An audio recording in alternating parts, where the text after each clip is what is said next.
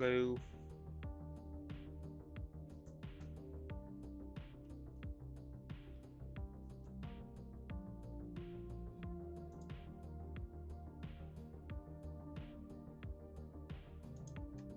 Good morning.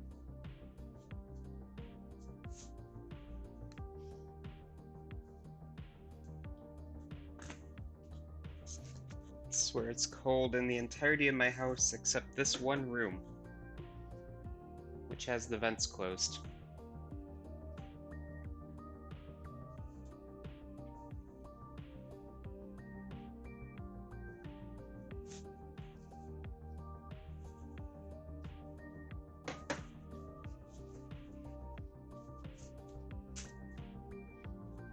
Add that to your bingo card for the day. Professor complains about heat in his room.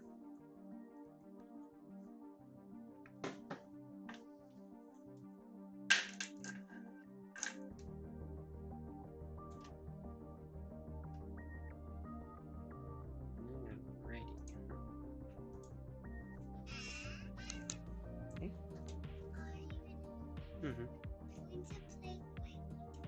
Okay. Have fun.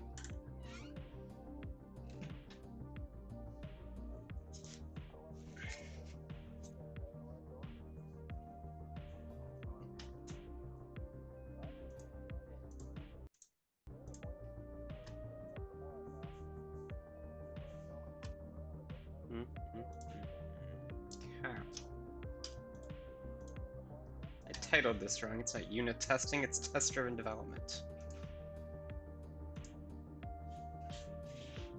Looks alright.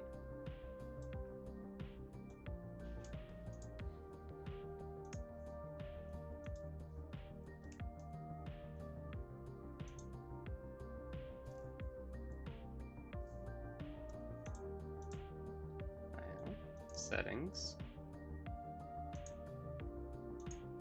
There we go. 18. That's better. Alrighty. Let's go ahead and get going. Welcome back. Notes, please. Thank you. So, today we're going to go over test-driven development, and we are coming up on the end of class. Hooray. One more week. And that's just one more week of me talking to you.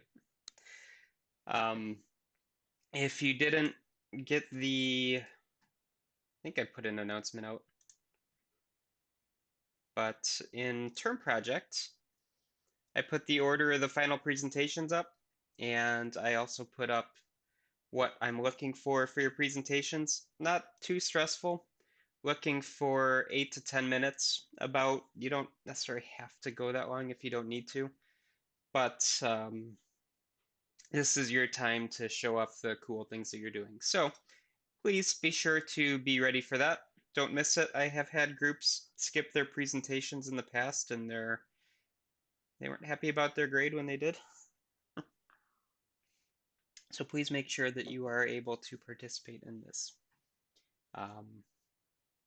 But we've got 4 teams on Wednesday, 4 teams on Friday. Should be fun on the bun. And my guess is that Friday we'll probably have time to talk to about the final exam. I had a question on that as well from somebody on, I think it was email. The final exam will be the same format as the midterm. So I will do a 24-hour open window. It'll be on the Wednesday that our exam is set to be taken. It'll be on Blackboard. And it will cover everything after the midterm. So nothing from the beginning of the semester. Everything we've talked about since then. But we'll do an exam review next week on that. Should be hopefully pretty straightforward for all of you. And that'll be it. And those notes that you just saw flash across the screen were from last semester. So let's talk test-driven development, because we have a lot of stuff to get through. So test-driven development, any of you ever do any of this before? I know some of you have been interns or are interning. Any of you go the test-driven development route in the past? Why are you not hiding my taskbar? Okay, we're just gonna have a taskbar today.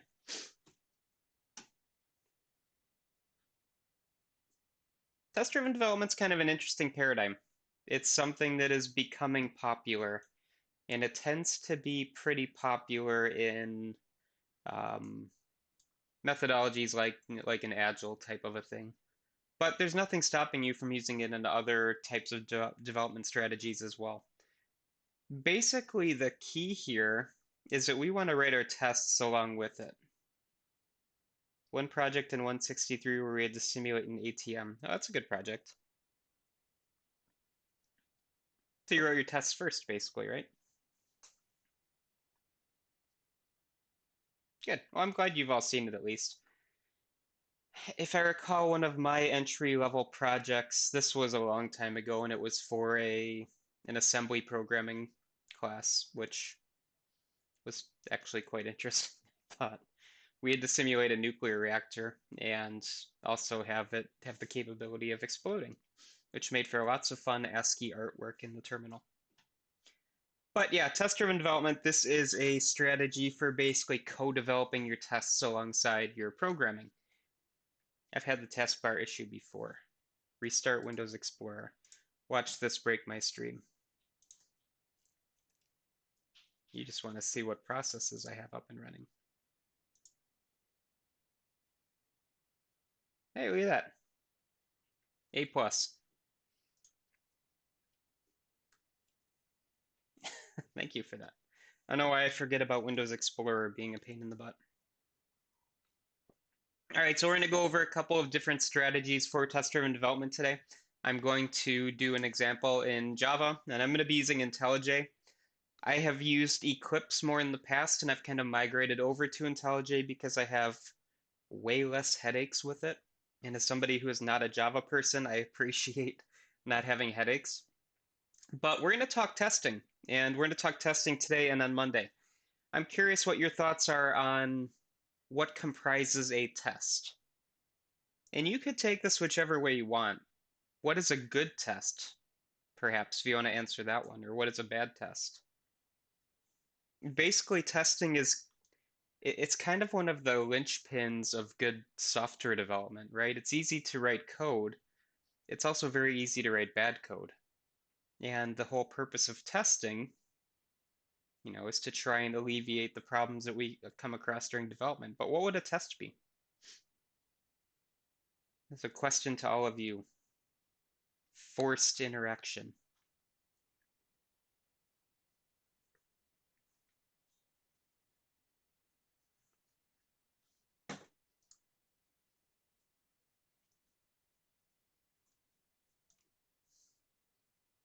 And we can spam some emotes until there, look at that. Good test functionality, in some cases how well it works as a whole, something to try and break your code. Make sure everything works and the code can handle the edge cases. Great. So yeah, you are absolutely along the right path here. Tests try to basically exercise your code base. You want to see what works, you want to see what doesn't work. And if we have all of our test cases passed, does that mean we have perfect software?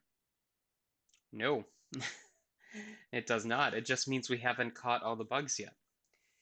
There was a few years back now, somebody found a bug in the Hello World application for C++. It was something down deep. Test exception and handling. Yeah.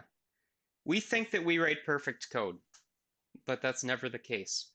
What tests get us, though, is it doesn't necessarily tell us if our code is bug-free. Right? That's a pipe dream. Your code will never be bug-free, no matter how much you try. What tests get us is that we can link our tests to code and to requirements. And we can basically ensure that our code is doing what our requirements say they should be doing. That kind of goes back to why I said that the initial requirements development and model development is some of the most important things that we do because everything is going to be tied back to that. But yeah, tests basically are an audit or a check to make sure that the thing that we mechanically performed is doing what we say it should be doing. But that little caveat there, doing what we say it should be doing. that still has room for error in our thought processes, right? But, that's neither here nor there. Testing is something that you're all going to have to do whether you like it or not. So here we have an example of just some Java unit tests, so JUnit type of stuff here. You can do testing in any language. You can do testing without even programming, right? We can do like I-tests where we check to see if an output occurs. Or those of you doing games, we can check to see if we clip through the wall, or if we go into the corner, do we suddenly zip up the top of the mountain or something like that. Tests don't just have to be JUnit tests or automated test frameworks like Nose or PyTest or anything like that. We can manually do it too. You can do bench testing where you're checking voltages. You're checking to make sure that you see network traffic by analyzing a connection. So tests are a big deal, basically. Here you have a sample JUnit test, which you should probably all know and love by this point, right? Especially if you did 163. You instantiate your class for testing. You add this little @test decorator, and then we have some kind of an assertion that says, yes, this function is doing what it should be doing. The expected input is correct. The expected output is correct. This is just a unit test. This is the smallest bit of functionality that you can check, right? We can balloon up in complexity as well. This type of testing, oops, and then I did that, and then I have to do this again. This type of testing is something that it's absolutely fine for the developer to do, by the way. So you can unit test your own code, and that's perfectly fine because you're checking simple logical errors or you're checking basic functionality. I mentioned a while back that you should be having other people test your code, right? You don't want to have that issue where you're overlooking things unintentionally. That would be bigger testing protocols. Something like this, very small, very bare bones, and very deep into the code base. This is something that you probably should be doing as you go anyway. But at test, we see our test hooks here. Here's another way to look at it. This would be in C#. Looks pretty similar to the Java testing, right? Except instead of at test, we have bracket test class, bracket test method. We still see assertions. We still see, everything that we kind of expect here for checking to see if things are equal, right? I'm going to assume that this is old hat for all of you at this point, right? It's not intro to Java. It's why we're actually doing this. So let's talk test-driven development. This is kind of the important takeaway from today. This is a method for programming, right? So this is where we're going to take our knowledge of programming, our knowledge of testing, we're going to combine them together. And the whole reason for this is basically to try and reduce effort. And it's going to try to reduce something called code smells. Any of you ever hear of a code smell before? Or have you ever sniffed your code and thought, man, that smells funky? And then you realize you haven't showered in a week, and then you realize that this pun is going nowhere, so you stop talking. But code smells is another interesting term which is becoming popular in software engineering to kind of think about. A code smell, in technical debt, that's another big one that we've been talking about. A code smell is that you think something is wrong, okay? It smells funny. So if you look at your code, maybe you are implementing some kind of a design pattern and you're not really sure why, or you have a library that you're importing, but it doesn't feel right. A code smell, it basically, you think something is wrong, okay? Or you're expecting there to be a problem. And you would then kind of trace through this gut instinct that you have and see, is there a problem or not? Because that could lead you to an anti-pattern or something like that where the code doesn't work properly or you're following bad programming practice. But code smells, technical debt, things which you should have in your vocabulary as a software developer is things to avoid. So test-driven development, This is also known as test-driven design, test first development. Basically, TDD is the common acronym here. But what do? We're going to write our test cases first. So we're going to write a test, and if that test fails, then we write code. And it kind of becomes this notion of maybe we're writing code to just pass our tests, which is a very dangerous mindset to get into if you're not treating it very carefully, right? Because you don't want to write a big test specification and then just make sure that all your test cases pass. That's a very bad thing. You want your tests to purely check the functionality of your code and then fix your code if there's a problem. You don't just want to make a bunch of little green check marks go away so that you can move on with your day, right? But what we're doing here is we're actually testing our requirements, and this is kind of an interesting thought. So let's take a look at the first one here. So this is the red-green refactor cycle. And with these, they're all going to be traffic light based as a forewarning. So it's all going to be red, yellow, green, red, green, yellow. Order will be slightly different, but we follow this kind of traffic light pattern. So this particular structure here is based from the guy who created extreme programming, which is one of our agile processes. But let's start writing some code. Okay, well, what do? We have a requirement spec. We have maybe a bunch of user stories, depends on your strategy. But I'm going to start off and I'm going to write a test. Okay, I have not written a lick of code yet. I'm writing my test case first. So if I'm writing a calculator, does my add function work? Does my multiply function work? Well, the test case fails. Oh my God. Well, we don't have any code. So let's write the code. The code could just be a function stub at this point, though. So we write a test. It fails because there's nothing to execute. Then we're going to add a minimal code change. So maybe we add a function stub to make our code actually run. So a stub is basically just like a shell. So it's a function that does nothing really. Common strategies would be to just like return null or instantiate whatever objects are necessary and do nothing with them. It's a stub for you to fill in later. That's a very common strategy with automated code generators too, by the way. Like if you give a class diagram to Eclipse and you have it automatically generate code, it gives you a bunch of stubs where you fill in all the functionality yourself. But we do that. Okay, our test still fails. It's doomed to fail because it doesn't do anything, right? We are never getting 2 plus 2 equals 4. We're just getting 2 plus 2 equals null, for instance. Okay, well, let's make a minimal code change. Great, it passes. We have successfully added A plus B, and we get C, or something like that. So our test case passes.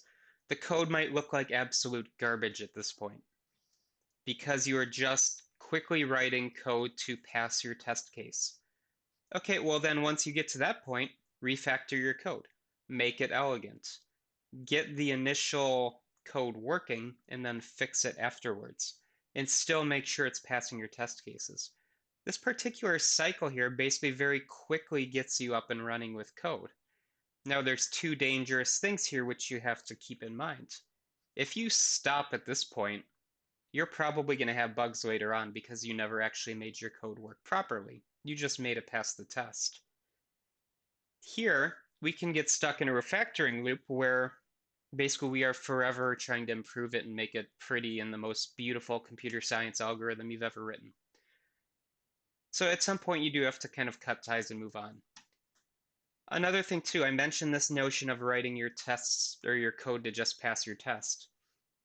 If we are going through this cycle here, we write our test not based on any code whatsoever. So we have absolutely zero kind of preconceptions of what our code's going to look like. I'm writing this strictly based on my requirement or my user story. So if I have a requirement that says you're writing an RPN calculator, handle addition, handle subtraction, right? Handle orders of operations intelligently, however your requirement's structured. I'm going to write test cases to the English prose requirement spec. Then I write the code. So it's kind of an interesting, kind of a backwards look at things. And it actually takes a lot of those preconceived notions out of the way, which is nice. So this TDD cycle, we have red, green, and yellow, or red, green, refactor. Basically what we have, don't write code, just write tests. Write code to pass the test, but it's not perfect. Then fix that code, make sure it still passes, move on. So that's one of our notions here. Make sense so far? We're going to do this live here in a moment, which you can see how awful I am at Java. So we have, sorry, where am I at here? Red, green, refactor, red, green, yellow. We also have test first stoplight cycle. This is by somebody else. It's a very similar concept though. Again, based on a traffic light, so it can get confusing because they're both using the same visuals. Also posted on the Extreme Programming site too. So how does this particular flavor work? Well, let's prepare a list of tests. Okay. I need to, sorry, let me move out of the way of our, really need to organize my, what? Sorry. There we go. Okay. Perfect. Not hiding the clip art stoplight. If I'm talking about spaghetti code and organization, please don't look at my Streamlabs. It's god awful. All right, so prepare a test list. And then we're going to start. We're going to write a test. The code may not compile because we don't have functions to call. So that's our yellow light. We're going to add a stub. We're going to run the test to make sure it fails. Make the test pass, refactor, repeat, repeat, repeat. Very, very similar notion here. Okay, so there's not a whole lot of difference. Kind of the key here, though, is that we have more refined steps to kind of go through. So the prior example with the red-green refactor, we may be assuming that stubs exist, or we may be assuming that we don't have this like fail to compile stage. Just kind of depends. But the ideas are basically the same. Start writing tests first, make sure your code can actually compile, make the test pass, fix your code. So again, we're kind of doing everything in reverse order here. Now, let's move back up to the top. See slides around the screen.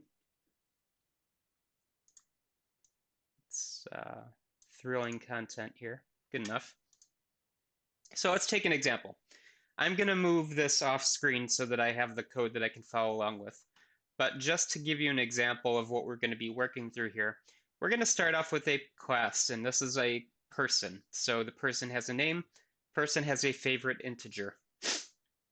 Maybe it's an index into an array somewhere else. But what we want to get is the person's name is an XML string. So I don't want person.name. I want bracket name, the person's name attribute, close that off, intent being this goes into an XML document or something like that. You know, you could turn this into JSON or whatever your format of choice is these days. But we're going to start off with this class. All right, so I'm going to add this in, and then we're going to create a test. Okay, so the first step will be to instantiate a person, create a test case that we have this assertion. We're going to add a stub because this doesn't compile, obviously because turning the person's name into an XML string doesn't exist yet. Well, let's add that stub, and then we'll fix the method. So I'm going to slide this guy over here so that I can at least see what code I have to write. So IntelliJ, lovely gray on gray on gray theme that they've got going by default here. So let's call this person. So I've got public class person. Mouse out of the way. String, name, int favorite, initialized to -1. Just following along with the slides here. Public person, string, name, int favorite. This dot name equals name. This dot favorite equals favorite. Perfect. Basic class. I should be able to, oh, of course not. I should be able to run this, but I didn't add a configuration, so we have to add a configuration first. And then we hope it works. So let's try Maven today. Working directory does not exist. Delightful. Come on. The build was successful. Should we do it in Maven? Or Gradle? Delete. Add. This is working last night. I didn't have to do anything. Son of a... what am I missing here? Working directory? Fine, we'll do that.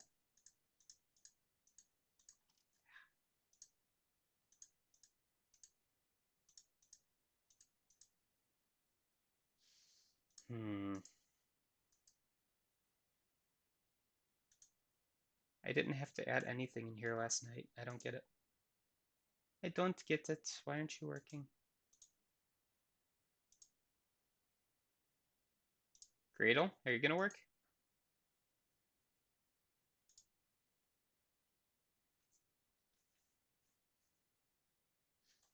Nope. Okay, it's gonna be one of those days, huh?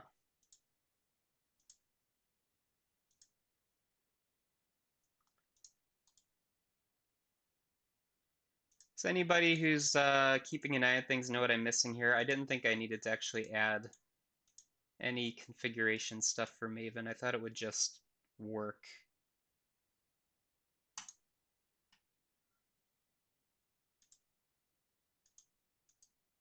Do I have to give it a name?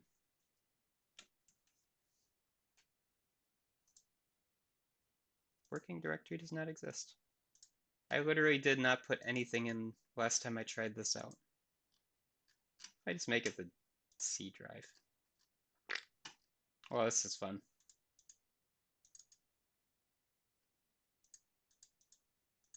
Yeah. You're gonna do this to me today? Fine. Last try. Ant. Ant, you're up.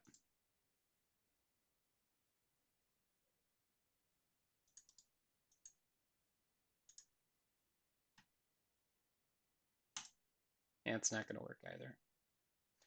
Well, fine. You should work. Okay. Of course you're gonna work. Why are you... Okay. Just try this. Relaunch IntelliJ. I told you I'm not a Java person. I'm fine with struggling with it.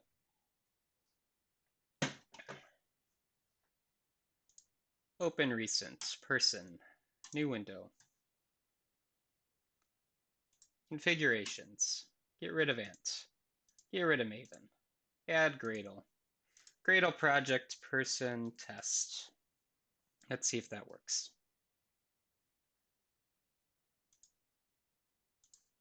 Are we not going to save?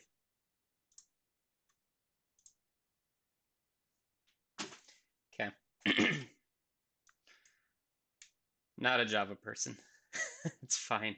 I can troubleshoot. That's fine. So we have a person class. Hooray, that was exciting. Let's add on our first test case now. All right, so we need a class. We're going to call it person test, I suppose. And now we need person p equals new person. Let's call it Eric. My favorite thing is 0. Accurate. At test. Automatically imports JUnit for us. Public void test person. Assert equals name Eric / name. p.as.xml. All right, couple of issues that we see immediately pop up here in red. Assert equals doesn't exist. Okay. Where's my context action? Let's import you. Okay. That should work. As XML does not exist, right? So we are at our yellow light. So the green light was adding this test. Yellow light, this will not build because we don't have this function. Let's add in the stub here. So we need public string as XML. Return null. I've added a stub. Okay, so I go back over to person, test. Function works. I can run. Okay, I can try to run my test. I'm going to get a failure, right? Test case doesn't work. Expected this, actual console representation of null. Okay, so we are at our red light. Red light, method fails. Green light would be to fix that, so let's fill in our stub. So again, kind of a trivial example, and again, most unit tests are fairly trivial, but we are just making sure that our inputs and our outputs and our data types are correct. Return name plus name plus name. So return our name, run our code again. Where'd you go? There you are. Run. Test successful. Test passed. Down here. Test, test, test. All good. No errors. Everything's green. But again, the whole point of this was I wrote the test case first, then I filled in the functionality. So why would we do that? Well, other than to watch your professor screw around with Gradle for a few minutes, as I think we all probably do, your test cases actually get written. This is something that is a good habit to get into. Write your test cases as you go. Think of it this way. If you spend hours and hours and hours and hours writing your code, you need to go over here. You need to be full screen. You spend a lot of time writing code, and then you have a lot of time writing test cases after you have written your code. If you write them in parallel, you save a lot of time, right? So basically you already have your test specification already half done. This also gives you something we call coverage, where you are basically checking every single bit of your program as you go. I'm writing all these test cases thinking, okay, I'm here, I'm here, I'm here, I'm here. I need a test case for this and this and this and this. I'm probably going to actually be exercising my code a lot more if I'm like deep into actually writing it and testing it as I go. This also kind of tries to help out with having to fix your code later on because you've already fixed it. And then the other part here, and the other benefit, is that this is part of your documentation procedure as well. So if I'm writing unit tests as I go, these can be considered actual design documents. And that's what a test spec is. It's one of your required documents in any project. Obviously, I made it extra credit for you all for this class just based on pure timing and semester stress. But this would be an absolute requirement in any real world project. Testing tells you what your code is doing. Testing tells you which requirements you're actually implementing correctly. And they are not ambiguous in the least, right? If I have a test case, it is abundantly clear what that test is doing. And it tells us if our code is passing or failing that test. So basically the benefits here are pretty large.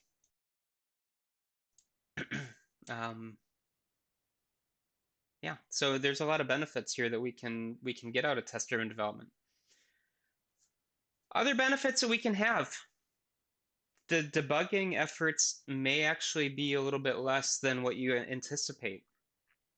So if I write a big block of code and I spend a week just pure writing code, no testing, no debugging, I get to the end of that 2-week cycle and then I realize, oh crap, I haven't actually tried this thing out.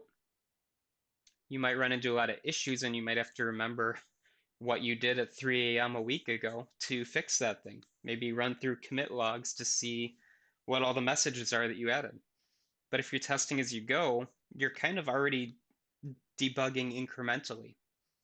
And if you're doing this like at a unit testing level, you're testing very small pieces, which means you can zone in on problem areas. Other nice things here too, you get a better design. So if you're writing code that is testable, it is nicely decoupled. Quietly looks around nervously. If you saw the number of projects where I have done things like that, yeah, don't feel bad. It happens in industry too. It just means you have more time spent debugging and more pain and stress and awfulness. But this gives you a nice decoupling. So we talked about cohesion and coupling in the last class, right?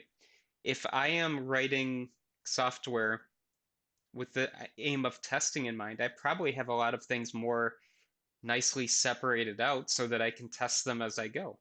So I'm getting a decoupled program just kind of for free. Free in quotes, because you have to obviously do the testing. And you look professional, which is something that we should all strive to be, right? Your code's going to be a lot cleaner. You know that it's going to work, more or less. It'll be nice, again, decoupled and flexible, and hopefully, assuming you did everything right, you delivered it on time, and you're not spending that extra 3 weeks debugging and doing testing and all that.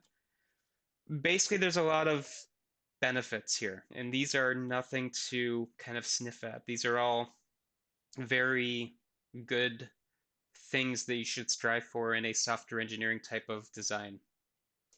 Um, Now, what are the disadvantages? I don't have it listed here, right? Well, it does take extra time and extra effort on your part, right? I'm writing test cases as I go. That's more time that I could be spending writing and maybe cleaning up a module, or I could be prettifying the GUI, or whatever I'm going to be doing, right? So there are downsides. It's extra time, it's extra effort, a little bit of extra complexity. Right here in my person test, I had to add on stubs, I had to add on test classes, I had to go through my test case and make sure they work, but the benefits tend to outweigh them.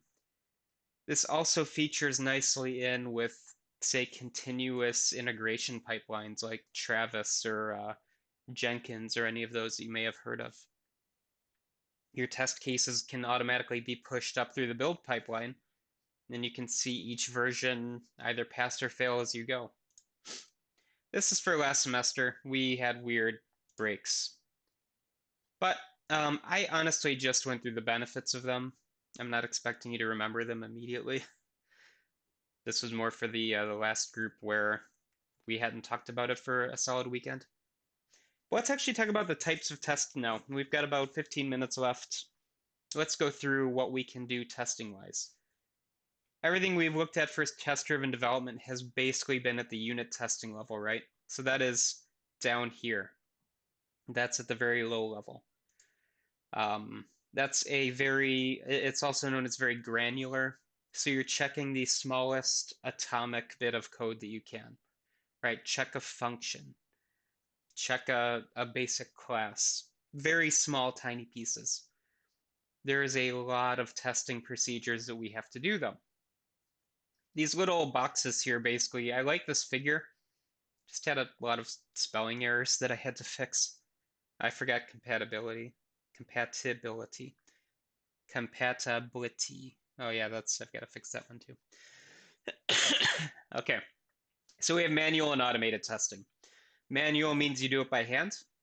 So I have a checklist that I go through, and I manually check each and every test myself. There's also automatic testing, which if you're running something like a JUnit runner, or you're using, again, PyTest or nose in Python, this is basically just a framework that you call, and it executes all your test cases by itself. Both have their place, right? You don't want to just automate everything. You don't just want to manually do everything. I've got a colleague that works at Facebook who gave a keynote lecture at a conference one time, and he was talking about their continuous integration pipeline at Facebook. This includes the web application, all the phone applications, basically all the different flavors of Facebook. And if a developer pushes a change up to the pipeline, the turnaround time was 2 days to get a response back. on if your test case is passed or not. So automation is definitely key with big applications, right? It's not all graphing calculators, or it's not all, you know, simple applications. It can get very, very complicated. Lots of different use cases. But, I mean, there's nothing stopping you from checking base functionality manually too. So we have three different categories of testing here. White box, black box, gray box. We talked about white and black box before with respect to our design patterns, right? So white box, you can kind of see inside. You understand the inner workings. Black box, you have no idea what's going on inside of the application. If I'm black box testing, I'm sending something inputs and I'm just checking the outputs. I don't care what's happening inside. I just want to make sure the proper output is there. That's almost like your unit testing in a way, right? You know what's happening inside, and that's a different topic. But I give a function an input, I expect to see some output without caring what the algorithm is. White box testing is the other side. We're checking the algorithm, right? We're checking performance. We're checking if our bubble sort does better than quick sort, does better than Q sort, or any of the sorting algorithms or whatever we're doing here. But let's zero in on black box testing here. So we have our functional tests and our non-functional tests. Sounds familiar, hopefully, to those of you still battle-scarred by writing requirements. Functional and non-functional, still the same ideas, except now they're test case related. Well, what's a functional test? Let's do unit tests. This is what we've talked about so far. Check small bits of functionality. Or integration tests. Let's take module A that I wrote. Let's integrate it with module B that one of you wrote. And now we have a group of classes, or we have a module. They've been integrated. Does it still work? We also might have different tests for this as well, not just unit tests. Okay, this has been integrating a couple of modules or a handful of them. Let's take everybody's and bring them together into a whole system, right? So if we go to a car example, I work on the radio, one of you works on the window, another one of you works on the brake controllers, another one of you works on the engine controllers. If we bring all this together into one system, we're testing the vehicle as a whole now. Probably still look back and see, do our old tests pass, yes or no? But now we have new functionalities, right? Does the car actually drive forward? Does our autonomous driving AI actually correctly detect a wall or not? So lots of things that we can do. And again, different perspectives on what you're testing.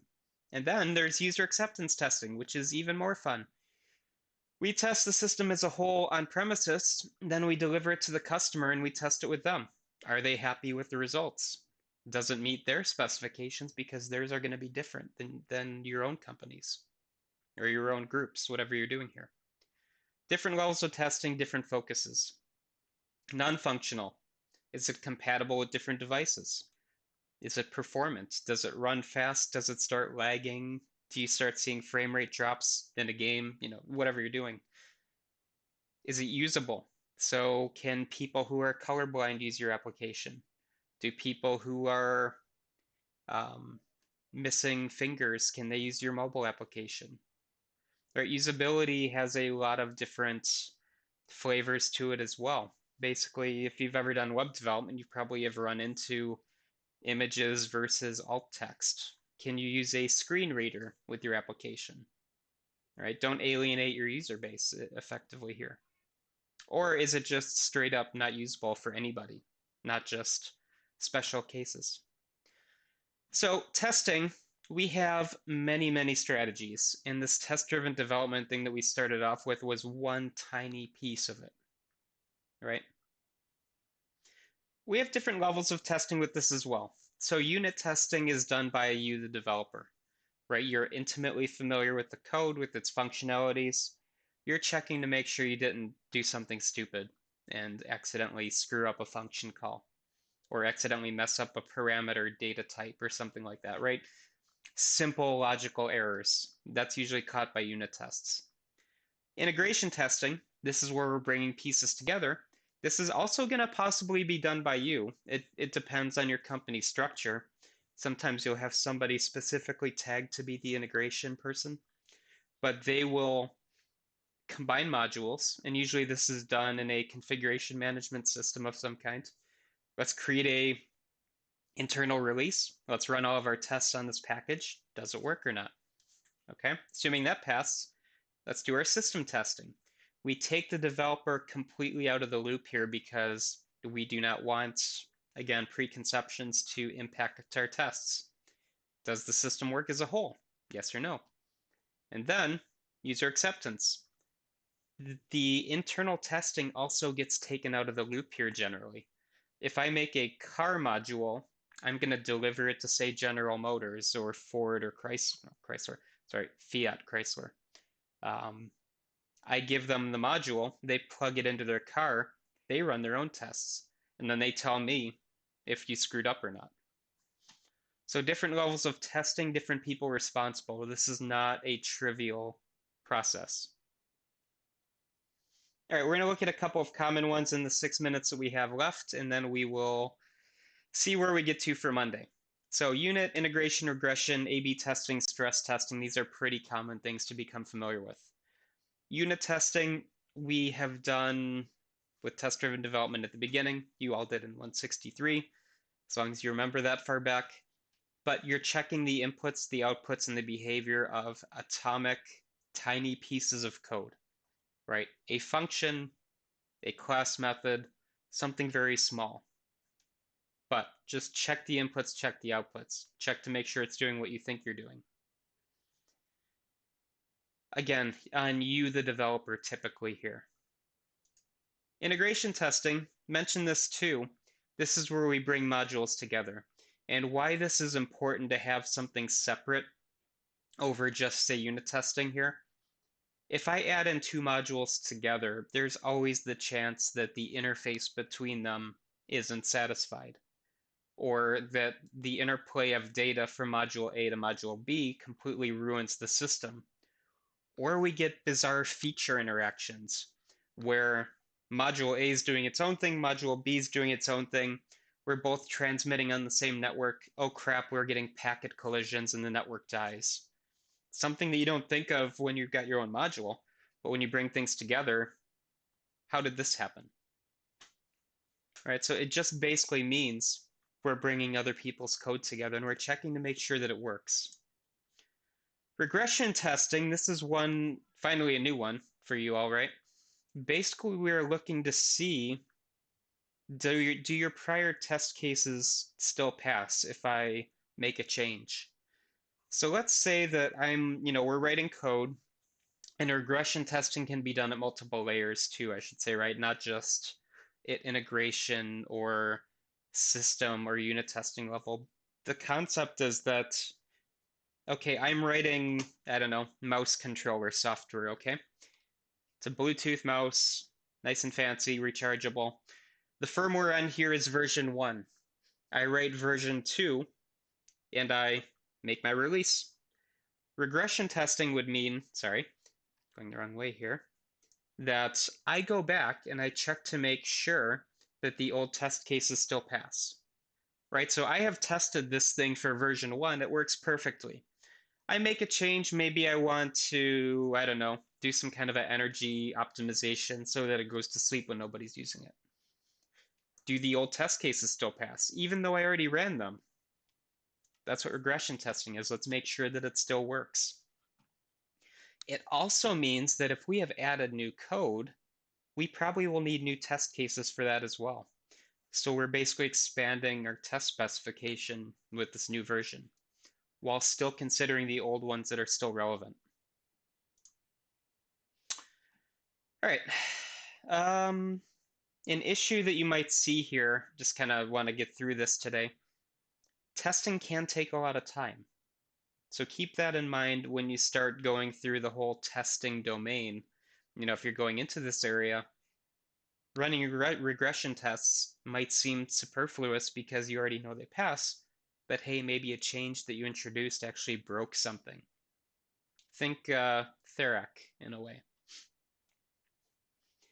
All right, A/B testing, this one is very popular right now on the web. If you have ever gotten a website that looks different from your roommates and you're both visiting it at the same time? Congratulations, you're part of an A/B test. Basically, this is where you group users.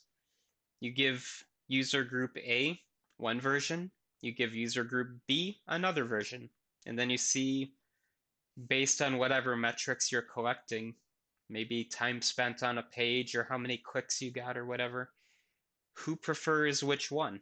Maybe give those users a survey saying, hey, how did you feel about our website? At one point, I try to really avoid using Facebook these days, but my Facebook homepage got like really bubbly and like rounded corners and very ugly looking to me.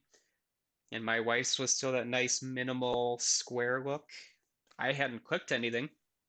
Nobody in my family had touched any settings, but all of a sudden I got a different interface. I was part of an A/B test group and I didn't know it. Also consider, maybe different gameplay experiences. If you download a game beta, maybe you're seeing a different instance of a world than your friend is who's also in the same beta. Basically, you're trying to figure out what users like and what they don't like here. So you're checking variance.